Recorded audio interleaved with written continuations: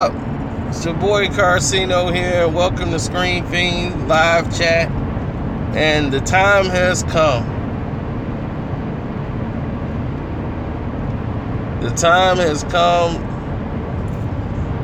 And we must say goodbye to Clint Eastwood as a director or actor or anything else that has something to do with film. It's time for Clint to go, man. He's got to go.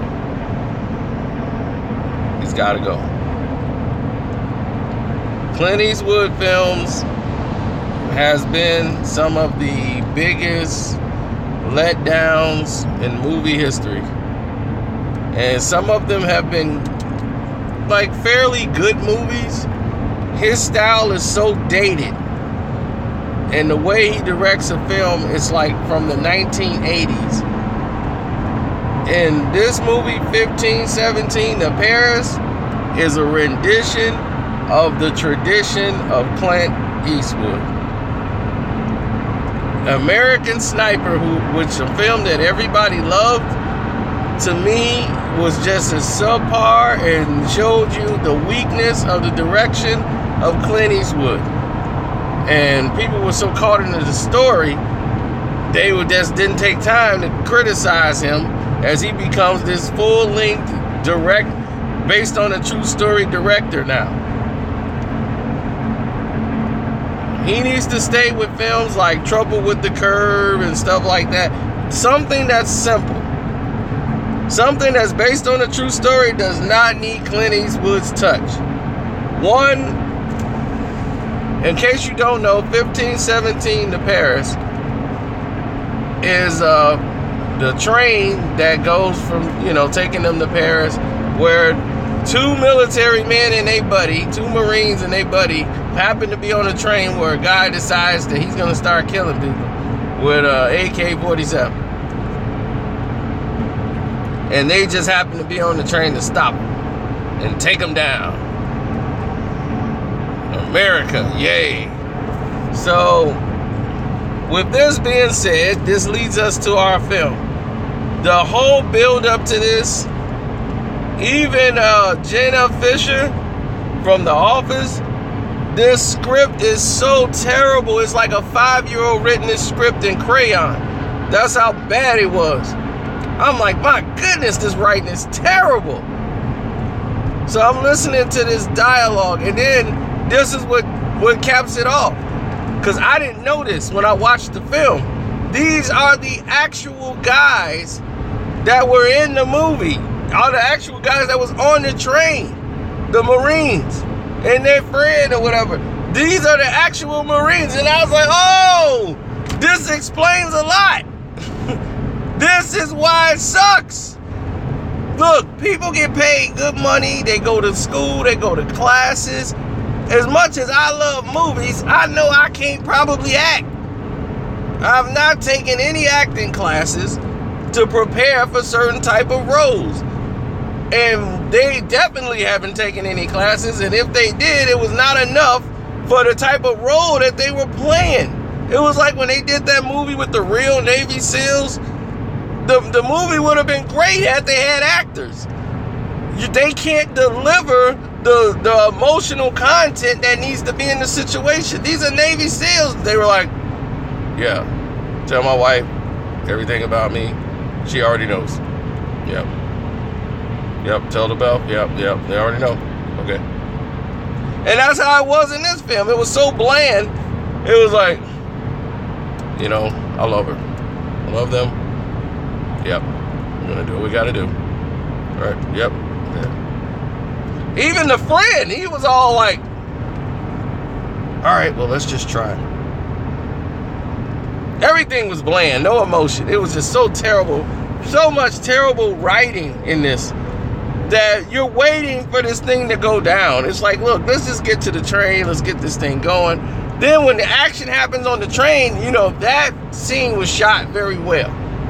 So it's like, okay, this is what they had. And they just wanted to build around a scene.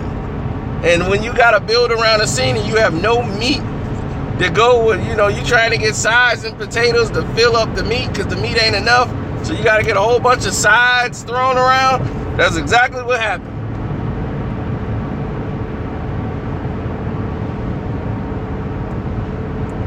Oh, did I click the wrong one? Am I on One Crack News? And not Screen Fiend? I can't see because the sun is out, so I might have clicked the wrong one.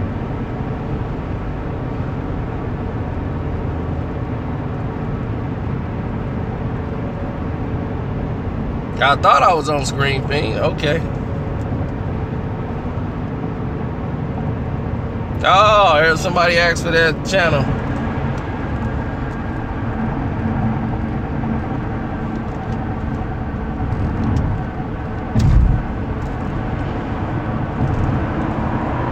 Anyway, with that being said, Clint Eastwood in this movie, I mean, his directorial conduct in these films are terrible. I mean, for example, I'll give you one on American Sniper.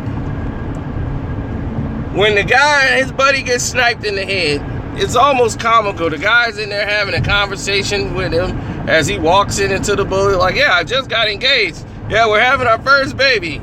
Yep. Yeah, everything's going good. All right, buddy, I'll see you when I get home. Yep, my last day. I'm gonna retire. Pow! He gets shot in the eye and dies. You almost knew it was coming. It was like 5, 4, 3, 2, pow! Yep, way to go, sniper.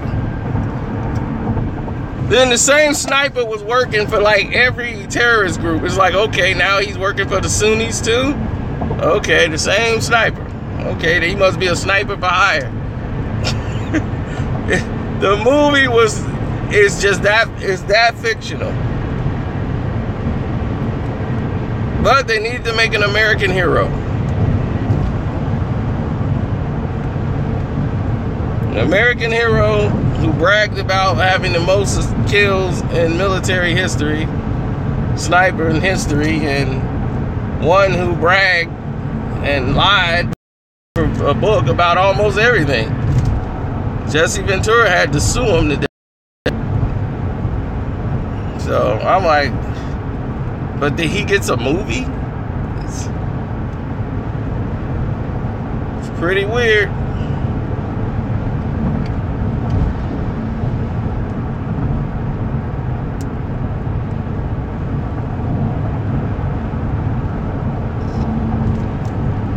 But out of 4 stars, I give this movie 1.5 stars.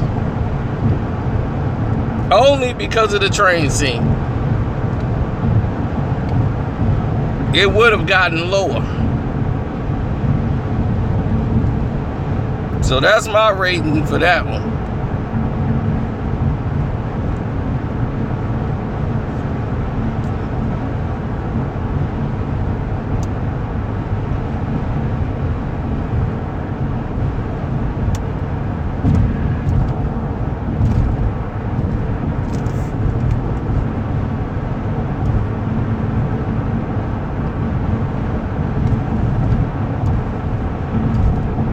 A lot of that stuff that happened in American Sniper didn't happen in real life, which makes me wonder what didn't happen here in real life. But this movie is so boring. Oh my gosh, you're gonna be so bored out of your mind just sitting there waiting for this movie. I would not watch this movie again. If it came on cable, I would only watch it from the train part on. So you're not missing anything if you don't see this film. If somebody tried to mention this as an Oscar-worthy movie, I would have had it out. I was mad when American Sniper was nominated. Because American Sniper definitely wasn't movie of the year with all the flaws it had.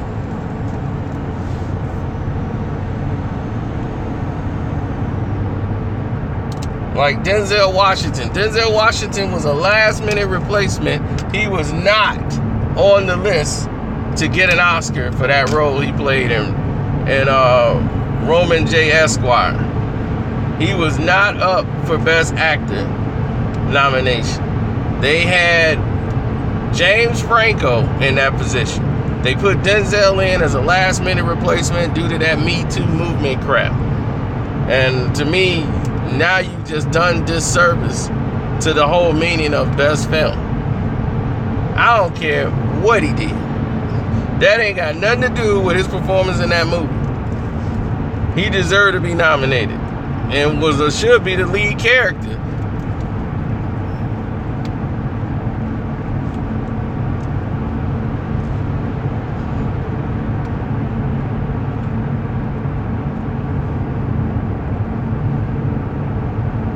No, it's a movie that you wouldn't pay no attention to until the end, because the rest of it is just a whole bunch of garbage. They could have cut out every bit of it. The writing is so terrible.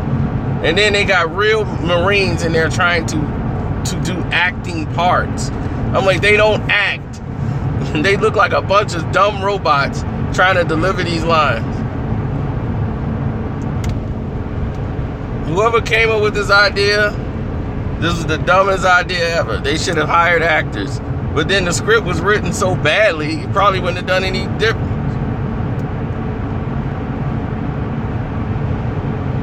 Is Black Panther better than the last Star Wars? That's hard to say. They're two different type of movies. This is our introduction to the Black Panther, and it's a great introduction. I enjoyed it a lot. Everybody gonna enjoy the movie. But it has like about two parts where it dulls down a little bit, but not for me. I was cool with it. I knew what they was building up to, but the payoff is so much greater. You're like, cool, I like this. When I win the appeal, which I gotta wait 30 days for them to do the appeal. So in 30 days, we'll find out. But YouTube is doing so much BS right now. Who knows what they're gonna do next?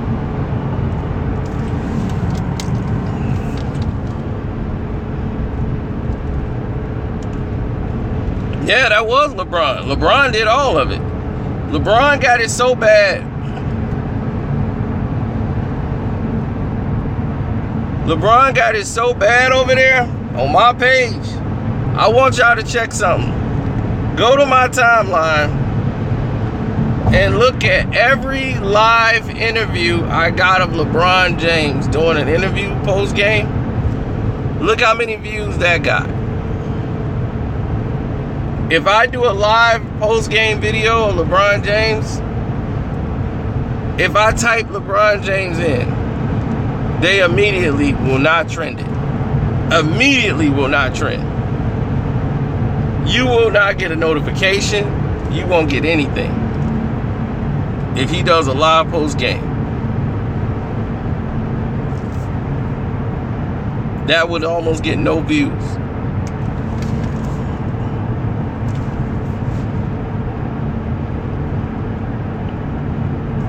YouTube has no explanation for that.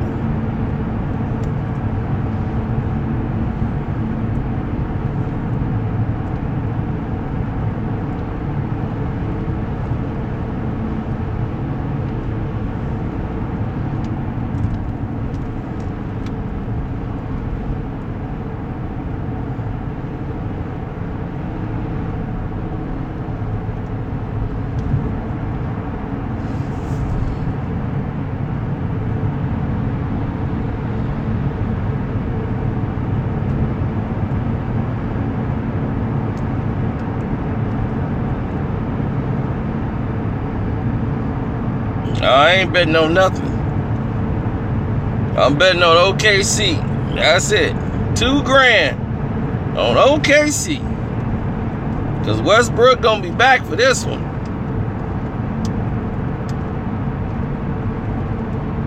My 2K going down on OKC. Oh yeah.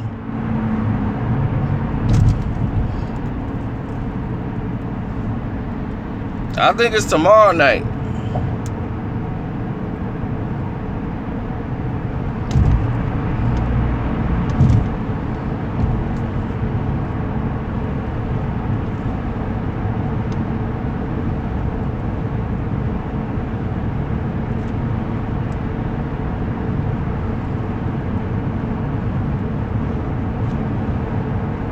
So let's really see what these reserves can do.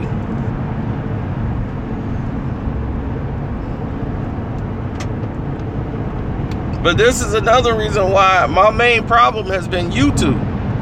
And YouTube, I've been fighting that YouTube, period, just the incorporation. Now, I'm the corporation. How am I supposed to be fighting y'all personally?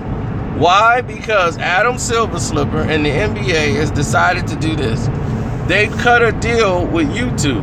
YouTube now has this YouTube TV. And because they got YouTube TV, they did a deal with the NBA. So because they done that, now everybody, we basically work for YouTube.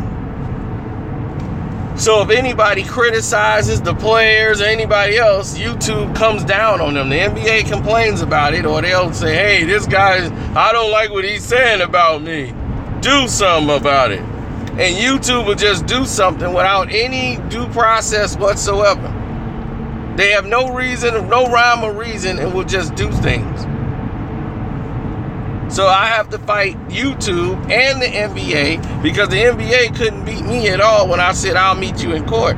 They ain't want to do that at all because they know they had no evidence against me doing anything wrong. But, you know, voicing my opinion.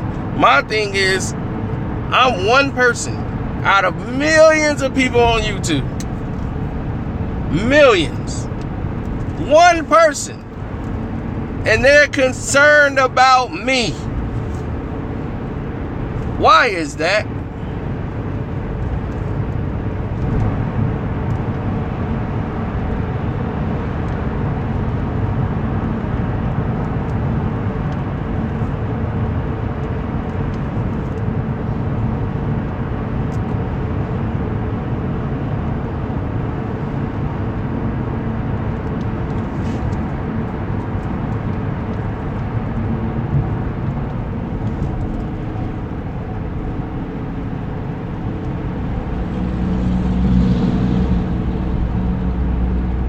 Told you there's a lot more to this.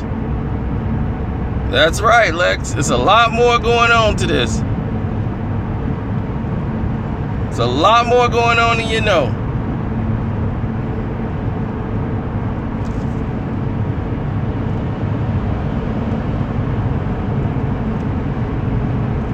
They're afraid I'm gonna wake people up out of their sleep. And they don't want that at all.